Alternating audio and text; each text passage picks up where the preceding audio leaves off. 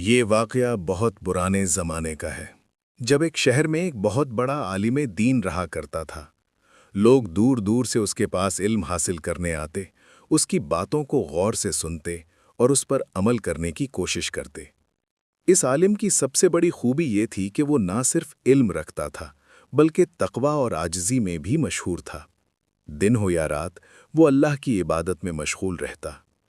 ایک رات وہ حسب معمول تہجد کے لیے اٹھا، وضو کیا اور مصلے پر کھڑا ہو گیا۔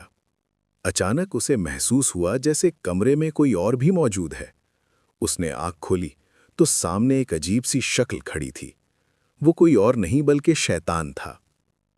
عالم نے حیران ہو کر پوچھا، تو یہاں کیوں آیا ہے؟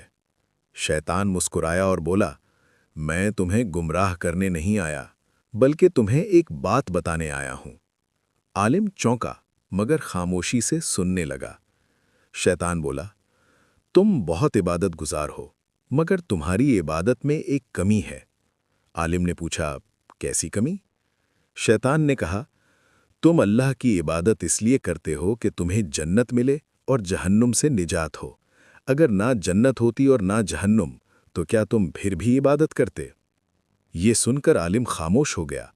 اس کے دل میں ایک لمحے کے لیے وسوسہ آیا، مگر فوراً اس نے اللہ سے پناہ مانگی اور جواب دیا، میں اللہ کی عبادت اس لیے کرتا ہوں کیونکہ وہ عبادت کے لائق ہے، نہ کہ صرف جنت یا جہنم کی وجہ سے۔ یہ سن کر شیطان کا چہرہ بدل گیا۔ وہ بولا، بس یہی بات سننے آیا تھا۔ عالم نے حیرت سے پوچھا، تو کیا تو خود بھی یہ مانتا ہے؟